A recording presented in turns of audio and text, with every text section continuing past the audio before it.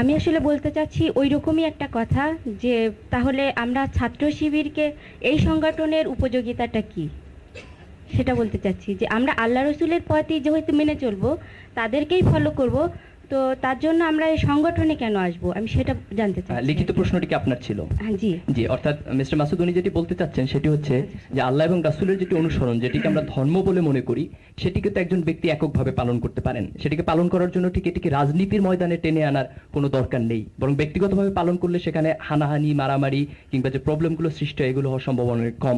আমি কি আপনার প্রশ্নটি সঠিকভাবে বোঝাতে পেরেছি? জি মিস্টার মাসুদ।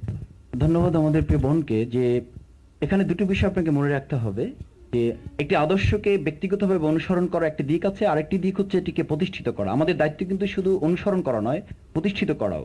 যেমন নামাজের ব্যাপারে আকিমুসসালাত, নামাজ পড়তে বলা হয়নি, নামাজ প্রতিষ্ঠিত করা। ঠিক তার সাথে আকিমুদ্দিন, ইসলাম প্রতিষ্ঠিত করাটা বলা হয়েছে। আপনি শুধু কোরআন পড়বেন, কোরআন অনুসরণ করবেন ব্যক্তিগতভাবে, বাট এটিকে এস্টাবলিশ করবেন না সমানে তা না। আপনার দায়িত্ব কিন্তু মনে রাখতে হবে, আপনাকে যে দায়িত্ব দিয়ে পাঠানো হয়েছে সেটি হচ্ছে ইন্নী জাইলুন ফিল আরদি খলিফা। আপনি হচ্ছেন আল্লাহর পক্ষ থেকে পাঠানো প্রতিনিধি। যখন আমাদের রসুল নেই, আমরা হচ্ছি তার প্রতিনিধি। আল্লাহ রসুল যা করে গেছেন সেটি আমাকে প্রতিষ্ঠিত করতে হবে। পথ কি?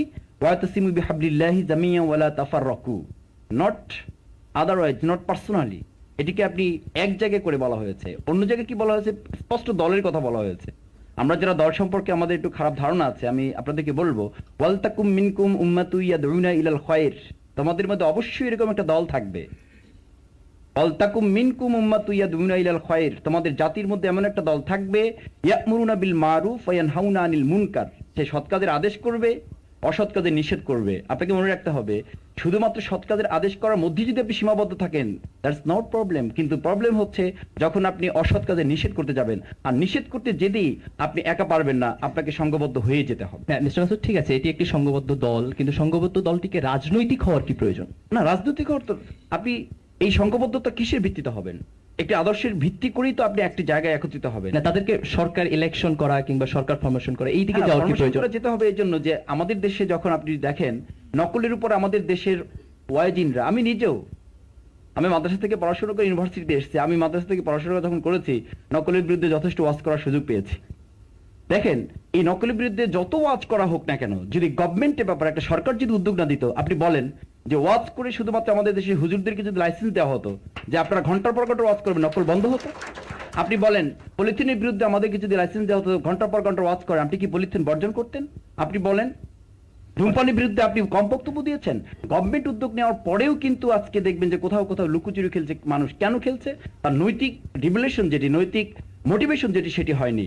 আমরা মনে করি যে আমাদের প্রয়োজন একদিকে আইডিওলজি, আর একদিকে প্রয়োজন একটি রাষ্ট্রীয় প্রতিনিধিত্বশীল জায়গা, যেখান থেকে এটিকে প্রতিষ্ঠিত করা যায়। আল্লাহ রসুল সেটি করেছেন। মক্কায় তিনি পারেননি, পেরেছেন মদিনায় গিয়ে, তার সেখানে তিনি পাওয়ার হাতে নিয়েছিলেন। আমাদের পাওয়ারের ক্ষমতা, আমরা লোভ নেই, কিন্তু এটি প্রয়োজন আমার পুরো আদর্শকে ময়দানে বাস্তবায়ন করার জন্য। অর্থাৎ আপনি বলতে চাচ্ছেন সমাজের যে সংস্কারের ধারণাটি বা অসৎ কাজকে বাধা দিয়ে আপনি যে একটি ভালো সমাজ প্রতিষ্ঠা করতে চাচ্ছেন, এটি রাজনৈতিক শক্তি ব্যতীত কিংবা এটি ক্ষমতা ব্যতীত সম্ভব নয়, এবং সেই জায়গাটির কাছ থেকে আপনি ক্ষমতাকে চাচ্ছেন। না, ক্ষমতা চাচ্ছি বলতে মানুষ যখন দেখবে যে আমার মধ্যে এমন কিছু বিষয় আছে যে বিষয়গুলো তার জন্য প্রয়োজন, তখন আলটিমেটলি মানুষ আমার কাছে ক্ষমতা প্রয়োগ করবে। জি, এবং তখন আমি এখানে একটি সম্পর্ক প্রশ্ন আছে, অবশ্যই এটি সম্পর্ক যুক্ত হতে হবে। জি ভাইয়া, আপনি বলেছেন যে দলের কথা, যে দলটি হচ্ছে আল্লাহ এবং তার রাসূলের দল, এবং সেই দলটি হচ্ছে উত্তম, এবং আমাদেরকে সেই দলের মধ্যে ইনক্লুড হতে হবে। কিন্তু বাংলাদেশে দেখা যাচ্ছে যে একটা দল, মানে পীর সাহেবের দল বলছে আমাদের দল তো সঠিক, তাবলিগের দল তারা বলছে আমাদের দল সঠিক, এটা আল্লাহর জন্য কাজ করছে, শিবির বলছে যে আমাদের দল সঠিক, আল্লাহর জন্য কাজ করছে। তাহলে আমরা তো দ্বিধার দ্বন্দ্বের মধ্যে পড়ে যাচ্ছি যে কোন দলের মধ্যে প্রবেশ করবো। দল সবগুলোই ঠিক। এক্সকিউজ মি, আমাকে মাফ করবেন, আগে একটু বলে নিচ্ছি। আপনি বাজারে গেলেন, 100 টাকা হাতে আছে, আপনার বাবা একটি ইলিশ মাছ কিনতে পাঠিয়েছেন, বাড়িতে 3 জন মেহমান আছে, দেখলেন 7 জন লোক ইলিশ মাছ নিয়ে বসে আছেন। আপনার খুব রাগ হলো, ইলিশ মাছ ভালো জিনিস, 7 জন নিয়ে বসে আছে কেন? একজন বসে থাকবে, গিয়ে 100 টাকা দিয়ে কিনে চলে আসবো। আপনি যখন 7 জন লোকের কাছে দেখলেন, রাগ করে 5 কেজি খেসারির ডাল কিনে বাড়ি চলে গেলেন। What is it? 100 টাকার একটা ইলিশ মাছ কিনতে গেলে আপনি কি করেন? এই ইলিশ মাছটি বরফ দেওয়া নাকি বরফ না দেওয়া, এটি কি গালি লাল না সাদা, এটি পেটে কি ডিম আছে কি নেই, এটি লেজের দিক মোটা না মাথার দিক মোটা, এটি কি দেখতে তৈলাক্ত নাকি সাদা, 100 টাকার বাজার করতে গিয়ে যদি আপনি এত পর্যবেক্ষণ করেন, যে আন্দোলন, যে সংগঠন আপনার দুনিয়ার মুক্তি এবং পরকালীন শান্তি নিশ্চিত করবে, সেটি দেখার ক্ষেত্রে তো আপনার কাছে অবশ্যই কোরআন এবং হাদিস আছে। আপনি আমার কথা শুনে তো ইসলাম আন্দোলন করবেন না, আপনি ইসলাম আন্দোলন করবেন কোরআন এবং হাদিসের মূল বক্তব্য থেকে দেখে। এটি পীর সাহেব কি বলেছে, আমি কি বলেছি, it is not our document. সেজন্য আপনার দায়িত্ব হচ্ছে আপনি এটি করে, যে এই কথা বলে আমাদেরকে বলে যে হুজুররা আপনারা এক জায়গায় হন, যেটি বলতেছে সে কিন্তু ধর্মনিরপেক্ষতার আন্দোলন করতেছে। আমরা তাকে বলি আপনি ইলিশ মাছ 60টি দোকান থেকে রাগ করে ডাল কিনে নিয়ে যাবেন না, কারণ এই 60টি থাকাতে আপনার সুবিধা হয়েছে, এর মধ্যে কোনটা ভালো সেটি আপনি দেখতে পারবেন। আজকে ইসলামী আন্দোলন অনেকগুলো থাকার কারণে আপনার তো সুযোগ আছে এর মধ্যে প্রপার কোনটি। আর যদি একটি থাকতো, যদি শুধু ছাত্র শিবির থাকতো, অথবা ধরেন শুধুমাত্র একজন পীর সাহেব থাকতো, তাতে ভালো মন্দ আমরা খুঁজতে পারতাম না, বরং সে আরো তাতে বেশি স্বেচ্ছাচারী হয়ে উঠতে পারতো। জি, ধন্যবাদ জনাব মাসুদ। আমি পরবর্তী প্রশ্নে চলে যাচ্ছি, এটি নিয়ে আর সম্পূর্ণ প্রশ্ন নিব না, আমাদের হাতে অনেকগুলো প্রশ্ন আছে। মোহাম্মদ আব্দুল সালাম। মোহাম্মদ আব্দুল সালাম, দর্শন বিভাগ।